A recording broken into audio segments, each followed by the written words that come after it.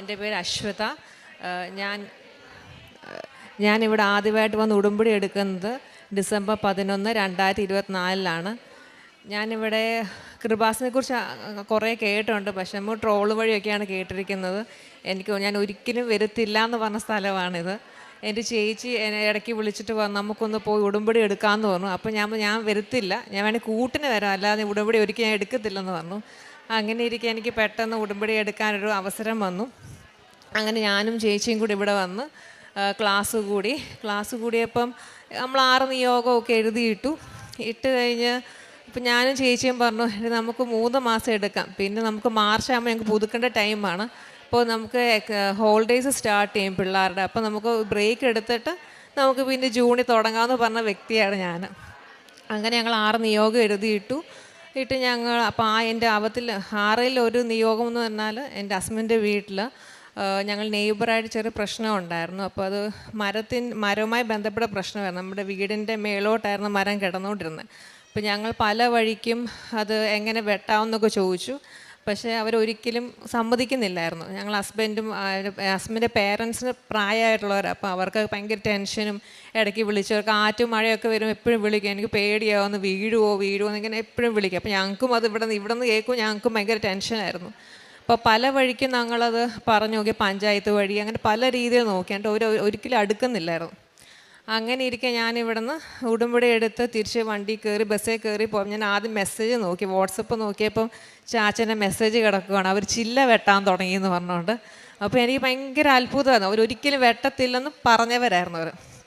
അപ്പോൾ എനിക്ക് മനസ്സിലായി മാതാവ് പതുക്കെ ഉടുമ്പടി ഫലം ചെയ്യാൻ തുടങ്ങിയിട്ടുണ്ടെന്ന് മനസ്സിലായി. അങ്ങനെ ഉടുമ്പടി എടുത്തു.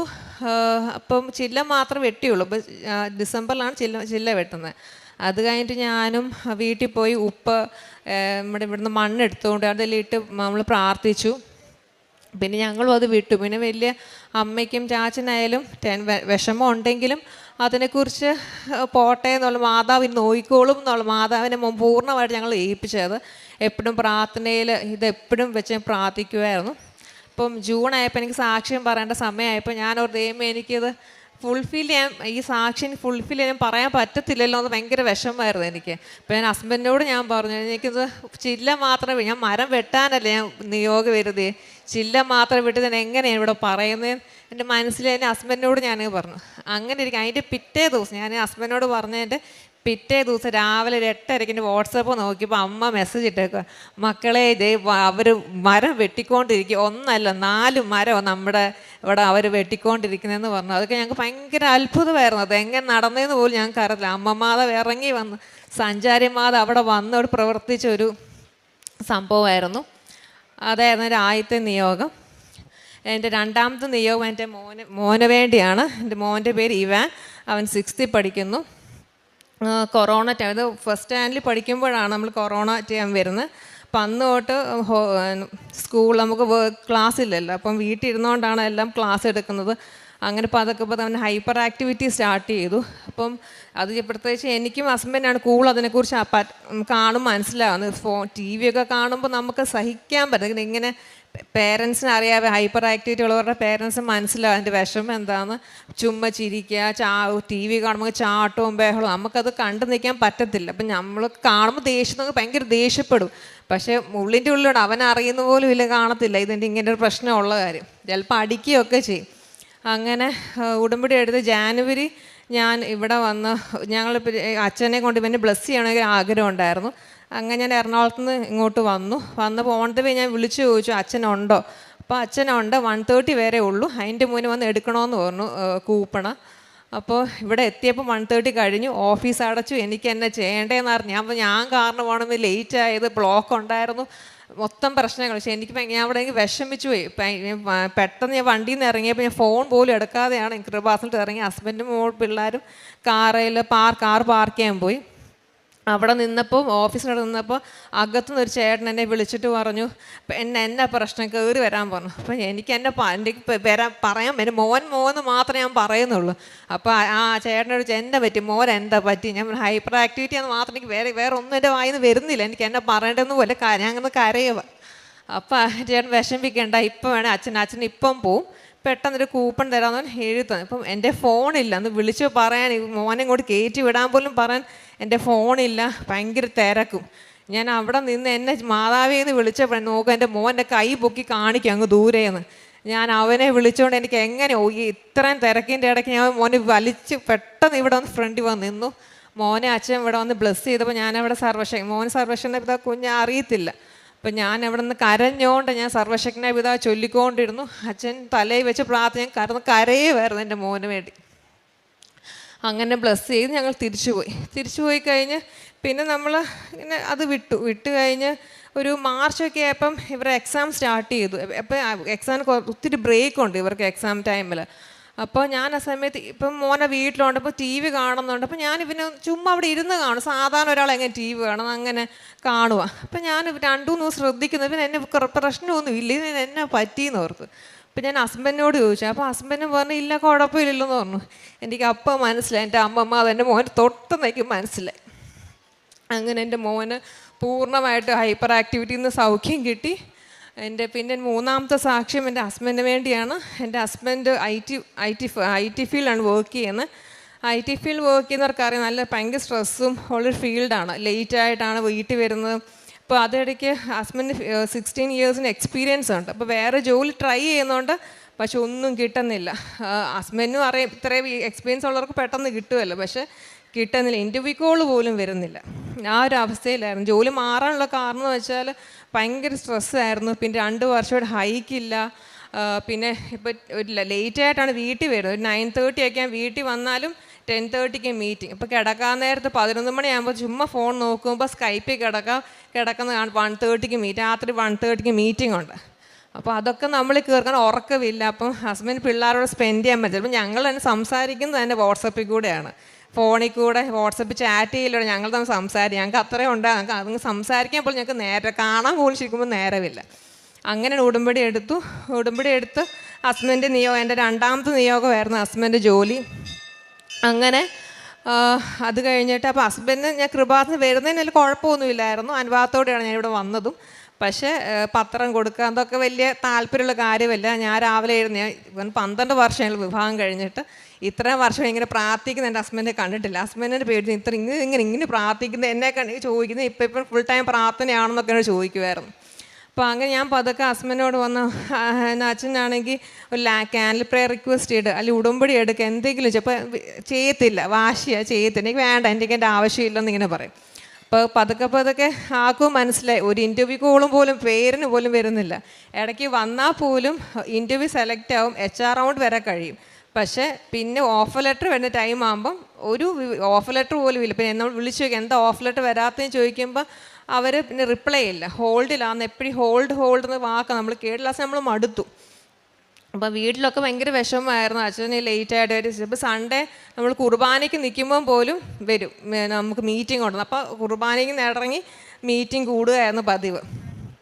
അതെല്ലാം കഴിഞ്ഞ് പതുക്കെ ആൾക്ക് മനസ്സിലായി മെറിറ്റെല്ലാം പോയി എന്നുള്ളത് മനസ്സിലായി. ഞാൻ പതുക്കെ നോക്കുമ്പോൾ എൻ്റെ കൃപാസനെക്കുറിച്ചുള്ള യൂട്യൂബ് ചാനൽ കാണാൻ തുടങ്ങി. അങ്ങനെ പതുക്കെ ക്യാൻഡിൽ പ്രെയർ റിക്വസ്റ്റ് ഇട്ടു. അത് കഴിഞ്ഞിട്ട് എന്നോട് ഒരു ദിവസം പറഞ്ഞു not my merit but by grace എന്ന് പറഞ്ഞു. അപ്പം ഞാൻ ശരിക്കും ഞെട്ടിപ്പോയി, എന്താ അങ്ങനെ പറയാൻ പെട്ടെന്ന് അങ്ങനെ പറഞ്ഞു. അപ്പോൾ എനിക്ക് മനസ്സിലായി മാതാവ് പറഞ്ഞ് ഇടപെട്ട് തുടങ്ങും, എനിക്ക് ഉറപ്പായിരുന്നു. അങ്ങനെ അപ്പം എന്നോട് പറഞ്ഞു 5:30 ആകുമ്പോൾ എന്നെയും വിളിക്കണം, പ്രത്യക്ഷ പ്രാർത്ഥനയ്ക്ക് വിളിക്കണമെന്ന് പറഞ്ഞു. അപ്പം എൻ്റെ ഉടമ്പടി ഞാൻ ഒന്ന് പുതുക്കി കഴിഞ്ഞ് അപ്പം പതുക്കെ ഇൻ്റർവ്യൂ കോൾസ് വരാൻ തുടങ്ങി. അങ്ങനെ ഒരു ഇൻ്റർവ്യൂ കോൾ വന്നു. അത് IT ഫീൽഡിലുള്ളവർക്ക് മനസ്സിലാവും, 3-4 റൗണ്ടുണ്ട്. ഒരു 1.5-2 മണിക്കൂറത്തെ ഇൻ്റർവ്യൂ ആയിരിക്കും, ടെക്നിക്കൽ റൗണ്ട്, അങ്ങനെ പല റൗണ്ട്സും ഉണ്ട്. അപ്പം ഹസ്ബൻഡ് ഞാനപ്പം ഓൺലൈൻ ഇൻ്റർവ്യൂ ആയിരിക്കും മിക്കതും. അപ്പോൾ ഞാൻ ആ സമയത്ത് കാശ് രൂപം കൊടുക്കും, ഉപ്പിട്ട് പ്രാർത്ഥിക്കും, എല്ലാം തേന് ഉപ്പ് എല്ലാം കൊടുക്കും. അപ്പോൾ ആ ഇൻ്റർവ്യൂവിൻ്റെ സമയത്ത് ഫുൾ ടൈം ഞാൻ കൊന്തയും ചൊല്ലി പ്രദക്ഷിണ പ്രാർത്ഥന ചൊല്ലി നീലയും പച്ചത്തിരിയും കത്തിച്ചാണ് പ്രാർത്ഥിച്ചുകൊണ്ടിരുന്നത്. അപ്പോൾ ഇൻ്റർവ്യൂ ഞാൻ ഒരു കൊന്ത ചൊല്ലി തീരുന്നതിന് മുന്നേ തന്നെ ആളിറങ്ങി വരും, ഇൻ്റർവ്യൂ കഴിഞ്ഞെന്ന് പറഞ്ഞു. അപ്പോൾ എന്നോട് പറഞ്ഞു ഇൻ്റർവ്യൂ കഴിഞ്ഞു. അപ്പോൾ എന്നോട് പറഞ്ഞു എനിക്ക് സംശയം ഇൻ്റർവ്യൂ തന്നെയായിരുന്നോ, എനിക്കറിയത്തില്ല, അവർ എന്നെ ചോദിച്ചതെന്ന് പോലും എനിക്ക് മനസ്സിലാവുന്നില്ല, ചുമ്മാ ബേസിക് ആയിട്ടുള്ള കാര്യങ്ങൾ. അല്ലെങ്കിൽ പിന്നെ CEO റൗണ്ട് വരുമ്പോൾ അവർ ചോദിക്കുന്നത് ഫാമിലി കാര്യങ്ങൾ ചെയ്യും. പിള്ളേരെന്നാ, പിള്ളേരുടെ പേരെന്താ, ഇത്രയേ ഉള്ളൂ. കാരണം നമ്മൾ സിഇഒ റൗണ്ടെന്നൊക്കെ പിള്ളേർക്കും അറിയാം ഭയങ്കര ടെക്നിക്കൽ ആയിരിക്കുമെന്ന്. അതൊന്നുമില്ല. പെട്ടെന്ന് 10-15 മിനിറ്റ്, അരമണിക്കൂർ, മാക്സിമം അരമണിക്കൂറിന് ഇൻ്റർവ്യൂ കഴിഞ്ഞു. അപ്പോൾ പിന്നെ പിറ്റേ ദിവസം വരുന്നു, ഇൻ്റർവ്യൂ ക്ലിയറായി.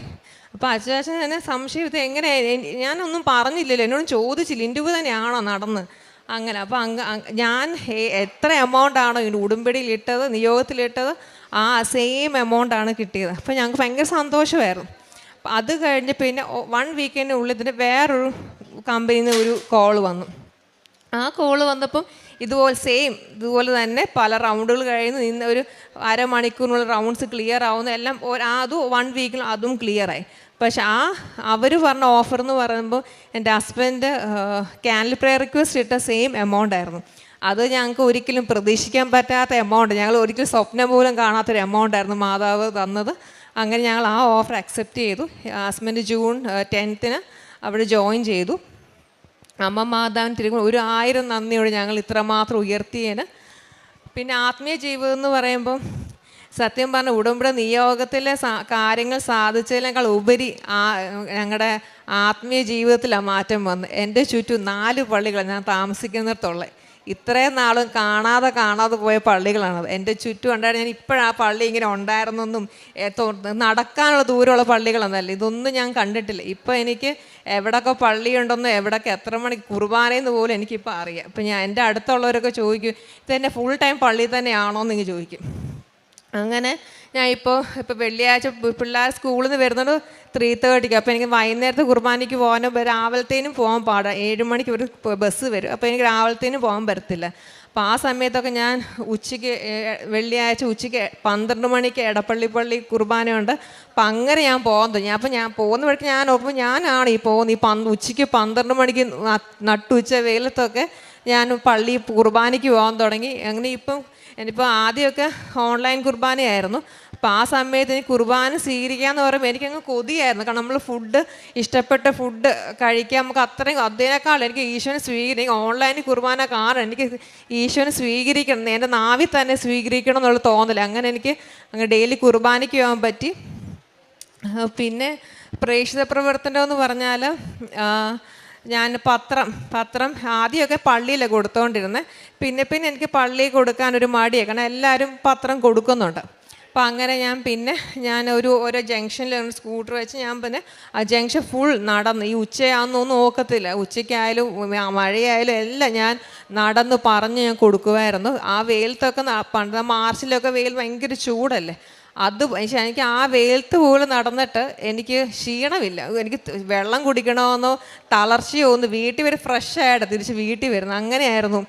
പിന്നെ ഞാൻ ഫ്ലാറ്റിലാണ് താമസിക്കുന്നത്. അപ്പം എനിക്ക് ഫ്ലാറ്റിൽ കൊടുക്കാൻ ഭയങ്കര മടിയാണ്. കാരണം ഈ ചമ്മലാണോ അവരെന്നെ നമ്മൾ ഡെയിലി കാണുന്നവരാണ്, അവരെന്നെ നമ്മളെക്കുറിച്ച് വിചാരിക്കും, അവരെന്നെ പറയും എന്നുള്ള തോന്നലായിരുന്നു. പിന്നെ എൻ്റെ മനസ്സിൽ തോന്നി ഞാൻ താമസിക്കുന്നിടത്ത് വേണ്ടേ ആദ്യം ഞാൻ പ്രേക്ഷിതപ്രവർത്തനം ചെയ്യാനും. അങ്ങനെ ഞാൻ ഞാൻ ഡെയിലി പത്രം കൊടുക്കും. പത്രത്തിൽ വിശ്വാസപ്രമാണം ചൊല്ലി എണ്ണ തേച്ചാണ് ഞാൻ കുരിശ് വരച്ചാൽ കൊടുക്കാറ്. അങ്ങനെ ഞാൻ ഒരു ദിവസം ഫ്ലാറ്റുകൾ ഇറങ്ങി ഓരോ ഫ്ലാറ്റിലും കയറി എനിക്ക് കൊടുക്കാൻ തുടങ്ങി. ഇപ്പോൾ 1 കെട്ടിന് 3 കെട്ടാൻ എപ്പോഴും മേടിക്കാറാവത്ത്, 1 കെട്ട് പത്രം എപ്പോഴും ഫ്ലാറ്റിലാണ് കൊടുക്കാറ്. ഇപ്പം എനിക്ക് ഫ്ലാറ്റിൽ കൊടുക്കാൻ ഭയങ്കര ഇഷ്ടമാണ്. പിന്നെ ആത്മജീവിതം ഞാൻ വിട്ടുപോയത്, ഞങ്ങളിപ്പോൾ സന്ധ്യാപ്രാർത്ഥനയൊക്കെ ഉണ്ടായിരുന്നു. പക്ഷെ അതൊക്കെ പേരിന്, അത് സന്ധ്യാപ്രാർത്ഥന വിളിക്കുമ്പോഴേ ഇവർ രണ്ടുപേരും ഭയങ്കര കരച്ചിൽ, TV കാണണം പൊങ്ങൻ. അപ്പം നമ്മളും ദേഷ്യപ്പെടാം, ഒന്ന് പ്രാർത്ഥനയ്ക്ക് ഇരിക്കുന്നത് എങ്ങനെയെങ്കിലും തീർന്നാൽ മതി എന്നുള്ളതാണ് നമ്മൾ. അതുപോലെ വഴക്കായിരുന്നു. നമ്മളിപ്പം രാത്രി 12 മണിക്ക് പ്രാർത്ഥനയ്ക്ക് വന്നിരിക്കാൻ പറഞ്ഞാൽ ഒരു കുഴപ്പമില്ല, 2 ഇടവും വാലവും നിന്ന് മുട്ടുകുത്തി നിന്ന് അവർ കൊന്ത പിടിക്കാൻ വരെ അവരടിയാന്ന്. അതുപോലെ കൊന്ത പിടിച്ചാണ് അതിന് പ്രാർത്ഥിക്കാനിരിക്കുന്നത്. ഞങ്ങൾ ആത്മജീവിതത്തിൽ ഏറ്റവും ഞങ്ങൾക്ക് ഇത് വന്നത് ആത്മജീവിതത്തിലാണ്. പിന്നെ ഞങ്ങൾ കാരുണ്യപ്രവൃത്തിയായിട്ട് ഞാൻ പൊതിച്ചോറ് കൊടുക്കാറുണ്ട്. പിന്നെ ഓൾഡ് ഏജ് ഹോം, ഓർഫനേജിലൊക്കെ പിള്ളേരെയും കൊണ്ട് തന്നെ പോവാറുണ്ട്. പിന്നെ ഞങ്ങൾക്കൊരു ഗ്രൂപ്പുണ്ട്, കൃപാസനം ഉടമ്പടി എന്ന് പറഞ്ഞാൽ. അപ്പോൾ അവിടെ നമ്മൾ എല്ലാ മാസം അവസാന സാറ്റർഡേ അല്ലെങ്കിൽ സൺഡേ എവിടെയെങ്കിലും ഓർഫനേജോ എവിടെയെങ്കിലും ഓൾഡ് ഏജ് ഹോമോ വയ്യാത്തവരെ കാണാൻ പോകാറുണ്ട്. പിന്നെ ഓൺലൈനും അല്ലാതെ അറിയാൻ സഹായം വേണ്ടവർക്ക് സഹായം ചെയ്യാറുണ്ട്. പിന്നെ ഞങ്ങൾക്കൊരാഗ്രഹമുണ്ട് ഒരാളെ ഞങ്ങൾക്ക് ഒരു കുട്ടീനെ പഠിപ്പിക്കണം എന്നുള്ളത്. അപ്പോൾ അത് ആരാ എന്തോന്നും ഞങ്ങൾക്കൊന്നും അറിയത്തില്ല. അമ്മമ്മ അതത് കാണിച്ചു തരുമെന്ന് പൂർണ്ണ വിശ്വാസമുണ്ട്. പിന്നെ നമ്മളെല്ലാവരും പറയൂലേ എവിടെ പോയാലും ഒരു ലോകത്തിൽ എവിടെ പോയാലും ഒരു മലയാളി കാണുമെന്ന്. അതുപോലെയാണ് ഇപ്പോൾ ലോകത്ത് ഇപ്പോൾ എവിടെ പോയാലും ഈ കൃപാസന മാത ഉടമ്പടി എടുക്കാത്ത ആരെങ്കിലും കാണാതിരിക്കത്തില്ല. അത്രയും മാതാവിൻ്റെ പ്രത്യക്ഷീകരണം ഉയർന്നുകൊണ്ടിരിക്കുകയാണ്. എത്രയും പെട്ടെന്ന് മാതാവിൻ്റെ പ്രത്യക്ഷീകരണം തിരുസഭ അംഗീകരിക്കട്ടെ എന്ന് പ്രാർത്ഥിക്കുന്നു. കൃപാസന മാതാവേ യേശുവേ നന്ദി. എൻ്റെ പേര് അരുൺ. എൻ്റെ ഭാര്യ പറഞ്ഞ പോലെ ഞാൻ എറണാകുളത്ത് ഒരു IT കമ്പനിയിൽ വർക്ക് ചെയ്യുകയാണ്. ഞാൻ 16 വർഷമായി വർക്ക് ചെയ്യുന്നു. അപ്പോൾ എനിക്ക് 2 വർഷമായിട്ട് ഹൈക്കുകളൊന്നും കിട്ടുന്നില്ല. IT-യിലുള്ള എല്ലാവർക്കും അറിയാം, എല്ലാ വർഷവും അവിടെ ഒരു ഹൈക്ക് ഉണ്ടാകും. പക്ഷേ 2-2.5 വർഷമായിട്ട് ഹൈക്ക് കിട്ടുന്നില്ല. അപ്പം വേറെ എന്തെങ്കിലും ഒരു ജോലി നോക്കിയാലോ എന്ന് ആലോചിച്ചു. എല്ലാ ദിവസവും ഞാൻ ജോലിക്ക് വേണ്ടി അപ്ലൈ ചെയ്യുന്നുണ്ടായിരുന്നു. ഇൻ്റർവ്യൂസ് കിട്ടുന്നത് വളരെ കുറവായിരുന്നു. അങ്ങനെ എൻ്റെ ഭാര്യ ഇവിടെ വന്നു, ഉടമ്പടി എടുത്തു. രണ്ടാമത്തെ പ്രാവശ്യം ഉടമ്പടി എടുത്ത ശേഷം എനിക്ക് ഇൻ്റർവ്യൂസിൻ്റെ എണ്ണം കൂടാൻ തുടങ്ങി, വരുന്നതിൻ്റെ എണ്ണം കൂടാൻ തുടങ്ങി. ഒരു ദിവസം വന്നു കഴിഞ്ഞപ്പോൾ ഒരു ഇൻ്റർവ്യൂ എന്ന് പറഞ്ഞ് വന്നത് ജസ്റ്റ് ഒരു ടെസ്റ്റായിരുന്നു. അതിനകത്തെന്ന് പറഞ്ഞു കഴിഞ്ഞാൽ കുറച്ച് ആപ്റ്റിറ്റ്യൂഡ് ടെസ്റ്റും പിന്നെ നമ്മളുടെ ലാംഗ്വേജ് ചെക്ക് ചെയ്യുന്ന കുറച്ച് സാധനങ്ങൾ നമ്മൾക്ക് കേട്ട് മനസ്സിലാക്കണം. IELTS പോകുന്ന പോലെ ലാംഗ്വേജ്, റിട്ടേൺ, ലിസണിങ്, അങ്ങനെയുള്ളൊരു ടെസ്റ്റ് മാത്രം. അപ്പം അത് ഞാൻ ക്ലിയറായി. അതിൻ്റെ അടുത്ത റൗണ്ടെന്ന് പറയുന്നത് എന്നെ അവർ വിളിച്ചിട്ട് എൻ്റെ സെക്കൻഡ് റൗണ്ട് വന്ന് ആകെ 2 ചോദ്യമാണ് ചോദിച്ചത്. അത് കഴിഞ്ഞു, ക്ലിയറായി. നെക്സ്റ്റ് വന്ന് HR വന്ന് യു ആർ സെലക്റ്റഡ് എന്ന് പറഞ്ഞു. നോർമലി ഇതിനു മുമ്പുള്ള എല്ലാ ഇൻ്റർവ്യൂസും മിനിമം 45 മിനിറ്റ് എന്നോട് ചോദ്യം ചോദിക്കും. 45 മിനിറ്റ് എന്ന് പറയുമ്പോൾ നിങ്ങൾക്കറിയാം, 1 മിനിറ്റിൽ ഒരു ക്വസ്റ്റ്യൻ അല്ല, ഒത്തിരി ക്വസ്റ്റ്യൻസ് ചോദിക്കും. ചിലപ്പം പല സിനാരിയോസ് തന്നിട്ടുണ്ടാകും. ഇത് അങ്ങനെ ഒന്നുമില്ല. ജസ്റ്റ് 2 ക്വസ്റ്റ്യൻ കൊണ്ട് എന്നെ ഇൻ്റർവ്യൂ കഴിഞ്ഞു. എനിക്ക് അടുത്ത പോസ്റ്റിലേക്കുള്ള അല്ലെങ്കിൽ അടുത്ത ഹയർ പൊസിഷനിലേക്കുള്ള ഒരു ഇൻ്റർവ്യൂ ആയിരുന്നു ക്ലിയർ ആയത്. പിന്നെ വീണ്ടും 1-2 ഇൻ്റർവ്യൂസും കൂടെ വന്നു. നെക്സ്റ്റ് വന്ന ഇൻ്റർവ്യൂ ആക്ച്വലി വന്നു കഴിഞ്ഞാൽ ഒരു 90 മിനിറ്റ്സ് ഉണ്ടായിരുന്നു ഇൻ്റർവ്യൂ, ടെക്നിക്കൽ റൗണ്ട്. ആ 90 മിനിറ്റ്സ് കഴിഞ്ഞ് കഴിഞ്ഞപ്പോൾ അവിടുന്ന് HR വിളിച്ചിട്ട് പറഞ്ഞു, നിങ്ങൾക്ക് HR റൗണ്ട് ക്ലിയർ ആയിരിക്കുന്നു, ടെക്നിക്കൽ റൗണ്ട് ക്ലിയർ ആയിരിക്കുന്നു, ഇനിയുള്ളത് CEO റൗണ്ടാണ്. CEO റൗണ്ടിനും വീണ്ടും ഏകദേശം ഒരു 1 അവറിന് മേളുണ്ടായിരുന്നു. പുള്ളി കൂടുതൽ ടെക്നിക്കലായിട്ടുള്ള ചോദ്യം ഒരു 3-4 ക്വസ്റ്റ്യൻസ് മാത്രമേ ചോദിച്ചുള്ളൂ. ബാക്കി അല്ലാതെ വൈഫ് എന്ത് ചെയ്യുന്നു, ഇതിനു മുമ്പ് എവിടെയാണ് പഠിച്ചത്, പിള്ളേരുടെ പേരെന്താണ്, അങ്ങനെയുള്ള കുറേ ക്വസ്റ്റ്യൻസ് ചോദിച്ചു. അത് കഴിഞ്ഞിട്ട് പുള്ളി ഓക്കെ പറഞ്ഞു. അതിനുശേഷം HR വിളിച്ചു കഴിഞ്ഞിട്ട് ഞാൻ ചോദിച്ചതിനേക്കാൾ കൂടുതൽ, അതായത് ഞാൻ ഇവിടെ ക്യാൻഡിൽ ലൈറ്റ് ബ്രേക്ക്ഫാസ്റ്റ് ഇട്ടപ്പോൾ ഇട്ടിരുന്ന അതേ എമൗണ്ട്, പക്ഷേ അത് ഞാൻ ചോദിച്ചിരുന്നില്ല, അതേ എമൗണ്ട് മാതാവ് എനിക്ക് തന്നു. ആദ്യത്തെ ഇൻ്റർവ്യൂ ക്ലിയർ ആയി കഴിഞ്ഞപ്പോൾ തന്നെ ഞാൻ എൻ്റെ വൈഫിനെ വിളിച്ച് ആദ്യം പറഞ്ഞ ഇതാണ്, not by merit but by grace. കഴിഞ്ഞ ദിവസം അച്ഛൻ പ്രസംഗത്തിൽ പറഞ്ഞതുപോലെ പത്രോസ്ലീഹ മീൻ പിടിക്കുവാനായിട്ട് ശ്രമിച്ചു, രാത്രി മുഴുവൻ ശ്രമിച്ചു. പക്ഷേ യേശുദേവൻ അവിടെ വന്നു കഴിഞ്ഞപ്പോൾ പറഞ്ഞ സ്ഥലത്ത് വെച്ച് അവിടെ ഇട്ടു. അപ്പോൾ ഒരു സംശയവും കൂടാതെ പത്രോസ്ലീഹ അവിടെ വലയിട്ടു. അവിടെ മീൻ എത്രയാണോ പ്രതീക്ഷിച്ചത് അതിനേക്കാൾ കൂടുതൽ ലഭിച്ചു എന്ന് പറഞ്ഞതുപോലെ എൻ്റെ അനുഭവത്തിലെ കാര്യമാണിത്. ഇപ്പോഴും ഞാൻ പറയുന്നു, എൻ്റെ കഴിവല്ല, എല്ലാം not by merit but by grace. ഇതുപോലെ ഞങ്ങൾ 4 സിസ്റ്റേഴ്സാണ്. ഞങ്ങൾ 4 സിസ്റ്റേഴ്സ്, ഞങ്ങൾ 3 പേര് ഉടമ്പടിയിലാണ്. ഒരു ചേച്ചി എന്ന് പറയുമ്പോൾ ഉടനെ ഉടമ്പടി എടുക്കും, അങ്ങനെയാണ്. പിന്നെ എൻ്റെ ഹസ്ബൻഡിലെ അമ്മയായാലും എൻ്റെ അമ്മയായാലും എല്ലാവരും ഇപ്പോൾ ഉടമ്പടി ജീവിതത്തിലാണ് നയിക്കുന്നത്. അവർക്കാണ്ട് പ്രായമായതുകൊണ്ട് ഉടമ്പടി എടുക്കാൻ സാധിക്കത്തില്ല. പക്ഷേ 2 പേരും ഉടമ്പടി തന്നെയാണ്. അപ്പം എൻ്റെ ഹസ്ബൻഡിൻ്റെ അമ്മ ഈയിടെ രാവിലെ 5:30 എഴുന്നേക്കാൻ പറ്റിയില്ല, ഉറങ്ങിപ്പോയെന്ന് പറഞ്ഞു. അപ്പം എന്നെ രാവിലെ വിളിച്ച്, മോളെ ഞാൻ എഴുന്നേറ്റില്ല, പക്ഷേ അച്ഛൻ്റെ ടോക്കിൽ അച്ഛൻ നമ്മൾ സാധാരണ നമ്മുടെ ഡെയിലി ബ്ലെസ്സിങ്ങിൽ ഡെയിലി ബ്രെഡിൽ അച്ഛനിങ്ങനെ ആദ്യം തുടക്കത്തിൽ പ്രാർത്ഥനയല്ല തുടങ്ങും. പക്ഷെ അന്ന് അച്ഛൻ പറഞ്ഞ് പ്രായമുള്ളവർ 5:30 എഴുന്നേക്കാൻ ഇച്ചിരി മടിയുണ്ട് ഇടയ്ക്ക്. അപ്പം ഞാനത് അറിയുന്നുണ്ടെന്ന് ഇങ്ങനെ രീതി അച്ഛൻ പറഞ്ഞു. അത് അമ്മയ്ക്ക് വേണ്ടി അച്ഛൻ ആദ്യമായി ഇത്രയും നാളോട് അച്ഛൻ അങ്ങനെ ഒരു വാക്ക് പറഞ്ഞിട്ടില്ല, ആദ്യമായിട്ടാണ് അച്ഛൻ അങ്ങനെ പറയുന്നത്. അപ്പം അമ്മ പറഞ്ഞു അച്ഛനെല്ലാം കാണുന്നുണ്ട്, അപ്പം അച്ഛൻ എനിക്ക് വേണ്ടി അത് പറഞ്ഞതുപോലെ ഉണ്ടായിരുന്നു പറഞ്ഞു.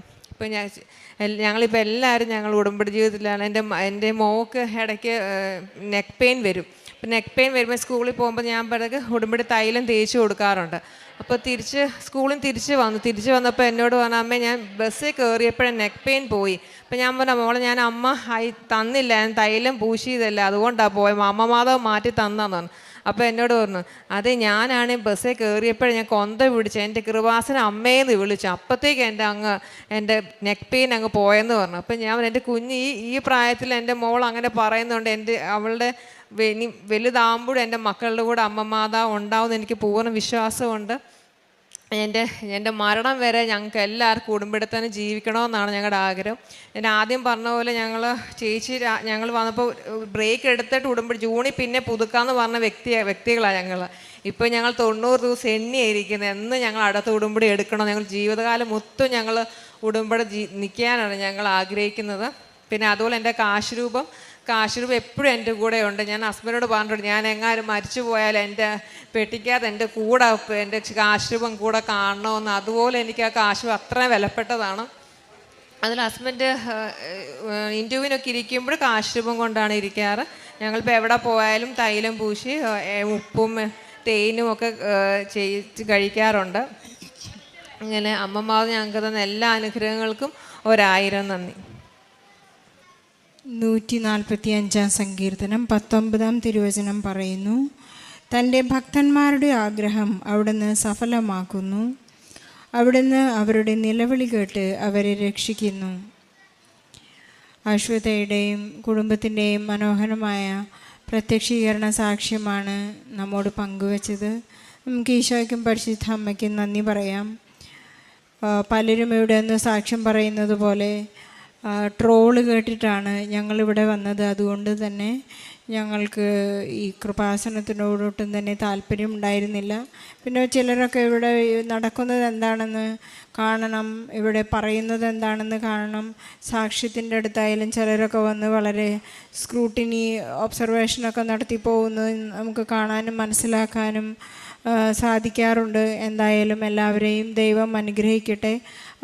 അങ്ങനെയുള്ളവർ പലരും ഇവിടെ വന്ന് ഇന്ന് നാം ആരാധനയിൽ പ്രാർത്ഥിച്ചതുപോലെ ആഴത്തിൽ എന്നോട് ഇടപെടണേ എന്നുള്ള ആ പ്രാർത്ഥന ഇന്ന് ഇവരുടെ കുടുംബത്തിൽ വളരെ ശക്തമായിരിക്കുകയാണ്. ഈശോ വളരെ ആഴത്തിൽ ഇടപെട്ട് വളരെ ആത്മാർത്ഥമായി ഇടപെട്ട ഒരു ജീവിത സാക്ഷ്യമാണെന്ന് നമുക്ക് മനസ്സിലാക്കാം. അശ്വത താൻ ഉടമ്പടി എടുത്തപ്പോൾ മുതൽ വളരെ വിശ്വസ്തയായിരുന്നു എന്ന് ഏറ്റുപറയുന്നു. തനിക്ക് എപ്പോഴും തനിക്കില്ലാതിരുന്ന പല ഗുണങ്ങളും തനിക്ക് കയറി വന്നു, തനിക്ക് ചെയ്യാൻ സാധിക്കുമായിരുന്നു. അടുത്ത് 4 പള്ളികളുണ്ടായിരുന്നു, അതൊന്നും എനിക്കറിയില്ലായിരുന്നു. ഞാൻ അത്രമാത്രം സ്വാർത്ഥയായിരുന്നു, കാരണം എനിക്കതൊന്നും അറിയേണ്ട ആവശ്യമില്ലായിരുന്നു. മറ്റുള്ളവരെ ഞാൻ ഉപദ്രവിക്കാനൊന്നും പോയില്ലെങ്കിലും ഞാൻ വളരെ നല്ലൊരു വ്യക്തിയായിരുന്നെന്ന് സ്വയം അഭിമാനിച്ചിരുന്ന ആ ഒരു ഹൈ ലെവലിൽ നിന്ന് ഈശോയിലേക്ക് വളർന്നപ്പോഴുണ്ടായിരുന്ന ആ ഒരു സിംപ്ലിസിറ്റി, ആ ഹ്യൂമിലിറ്റി, പരിശുദ്ധ അമ്മയെ പോലെ ഇതാ കർത്താവിൻ്റെ ദാസി എന്ന് പറയാൻ മാത്രം ചെറുതാകാനും അത്ര വലുതാകാനും ഈ സഹോദരിക്ക് സാധിച്ചു എന്നുള്ളതാണ് ഈ സാക്ഷ്യത്തിൻ്റെ മനോഹാരിത. ഇവരുടെ ഹസ്ബൻഡിൻ്റെ ഒരു ജോലിക്കാര്യത്തിന് വേണ്ടിയാണ് ഇവിടെ ആദ്യമായി താൻ ഉടമ്പടി എടുത്ത് പ്രാർത്ഥിച്ചത്. പക്ഷേ അതിനേക്കാൾ കൂടുതൽ തൻ്റെ ഹസ്ബൻഡിൻ്റെ കുടുംബത്തിലുണ്ടായിരുന്ന ഒരു മരങ്ങളുടെ നെയ്ബർഹുഡിലെ മരങ്ങളുടെ ഒരു പ്രശ്നമായിരുന്നത് ഇവരുടെ ചുമരിനെയും വീടിനെയും വളരെ മോശമായി ബാധിക്കുമായിരുന്നു. വളരെ എഡ്യൂക്കേറ്റഡ് ഫാമിലി ആയതുകൊണ്ട്, ഇൻലോസ് വളരെ എഡ്യൂക്കേറ്റഡ് ആയതുകൊണ്ട് അവരോട് വഴക്ക് പിടിക്കാനൊന്നും പോയില്ല. നല്ല ഫാമിലിയാണ്. പക്ഷേ ഇവർ പറയുന്നതൊക്കെ അവർ വളരെ മോശമായി എതിർക്കുകയും സംസാരിക്കുകയും നമുക്കൊന്നും കേട്ടാൽ മോശമായി തോന്നുന്ന വളരെ മോശമായ രീതിയിലായിരുന്നു അവരോട് എതിർത്തിരുന്നത്. പക്ഷേ ഉടമ്പടിയെടുത്ത് ഇവിടെ നിറങ്ങിയ ഉടനെ തന്നെ ചാച്ചൻ ഇവർക്ക് ഒരു മെസ്സേജ് വിട്ടു. അവർ ചില്ല മുറിക്കാൻ തുടങ്ങി. പെട്ടെന്ന് തന്നെ പിറ്റേ ദിവസം അവർ 4 മരങ്ങളും മുറിച്ച് ഇവരുടെ ഉടമ്പടി നിയോഗം ആദ്യത്തെ സാധിച്ചു എന്ന് സാക്ഷ്യപ്പെടുത്തുന്നു. ജോസഫ് അച്ഛൻ നമ്മളോട് പറയാറുണ്ട്, ചില കാര്യങ്ങൾ സംശയിക്കുന്നവർക്ക് ഇൻസെൻറ്റീവായി വളരെ പെട്ടെന്ന് പരിശുദ്ധ അമ്മ ഉത്തരം നൽകുമെന്ന്. ഇൻസെൻറ്റീവായി കൊടുത്ത ആ ആദ്യത്തെ സ്റ്റെപ്പ്, ആദ്യത്തെ ടച്ച് അശ്വതിക്ക് മനസ്സിലായി പരിശുദ്ധ അമ്മ എൻ്റെ കൂടെയുണ്ടെന്ന്. അപ്പോൾ അച്ഛൻ പറയുന്നത് പോലെ ഉടമ്പടി അനങ്ങി തുടങ്ങിയാൽ പിന്നെ നിങ്ങൾ വിട്ടുകൊടുക്കരുതെന്ന് അച്ഛൻ പറയാറുണ്ട്. അവിടെയാണ് അശ്വത ഇവിടെ രക്ഷപ്പെട്ടത്. തൻ്റെ കുടുംബത്തെ മുഴുവനായി പരിശുദ്ധ അമ്മയ്ക്ക് സമർപ്പിക്കുവാനും എല്ലാ കാര്യങ്ങളും പരിശുദ്ധ അമ്മയെ ഏൽപ്പിച്ചുകൊണ്ട് തൻ്റെ ജീവിതത്തിൽ വലിയ ഒരു മാറ്റമാണ് തങ്ങളുടെ കുടുംബത്തിൽ മൊത്തം ഉണ്ടായിട്ടുള്ളത്. ഞങ്ങളുടെ കുടുംബം, അശ്വതയ്ക്ക് അവസാനമായി പറയാനുള്ളത് ഇതാണ്: ഞാൻ മരിച്ചു പോയാലും എൻ്റെ മക്കൾ ഇനി ഉടമ്പടിയിൽ തുടരുമെന്ന വലിയ ദൃഢമായ വിശ്വാസത്തിലാണ് താൻ നിത്യതയിലേക്ക് പ്രവേശിക്കുന്നത്. നമുക്ക് ഈശോയ്ക്ക് നന്ദി പറയാം. അതുപോലെ തന്നെ ഹസ്ബൻഡിൻ്റെ വലിയ വിശ്വാസ ജീവിതത്തിലേക്ക് കടന്നു വരുവാനും പടിപടിയായി ഈശോയെ സ്നേഹിക്കുവാനുമുള്ള ഒരു ദൈർഘ്യം തനിക്കുണ്ടായി എന്ന് ഏറ്റുപറയുന്നു. നാം കാണുന്നുണ്ട് അശ്വത പത്രം കൊടുക്കാനൊക്കെ പോകുമ്പോൾ ഉണ്ടായിരുന്ന ആദ്യത്തെ ആ ചമ്മലൊക്കെ മാറി. ഇപ്പോൾ നമുക്ക് കുരിശിൻ്റെ വഴിയിൽ കാണുന്ന വെറോനിക്കയെ പോലെ ഈ സ്നേഹം പ്രതിബന്ധം അറിയുന്നില്ല, ആരെങ്കിലും എന്തെങ്കിലും പറഞ്ഞുകൊള്ളട്ടെ എന്നുള്ള ആ ഒരു വലിയ ഇൻറ്റിമസിയിലേക്ക് ഈ കുടുംബം എത്തിക്കഴിഞ്ഞു എന്ന് നമുക്ക് വേണമെങ്കിൽ ഈ സാക്ഷ്യത്തെ കൺക്ലൂഡ് ചെയ്യാം. ഇവരുടെ ജീവിതം എപ്പോഴും ഈശോയോടൊപ്പം ആയിരിക്കട്ടെ. പരിശുദ്ധ അമ്മ എപ്പോഴും ഇവരോട് കുടുംബത്തോടൊപ്പം ഉണ്ടായിരിക്കട്ടെ. ഇവരുടെ മക്കൾ എപ്പോഴും സ്നേഹത്തിലും ദൈവസ്നേഹത്തിൽ ആഴപ്പെടുവാൻ വേണ്ടി നമുക്ക് പ്രാർത്ഥിക്കാം. ഇതുപോലെ ബുദ്ധിമുട്ടുന്ന എല്ലാ കുടുംബങ്ങളെയും നമുക്ക് സമർപ്പിച്ച് പ്രാർത്ഥിക്കാം. എല്ലാവരും ഈശോയിലേക്ക് വളരട്ടെ. ഈശോയ്ക്കും പരിശുദ്ധ അമ്മയ്ക്കും നല്ലൊരു കൈയടി നൽകി സാക്ഷ്യം നമുക്ക്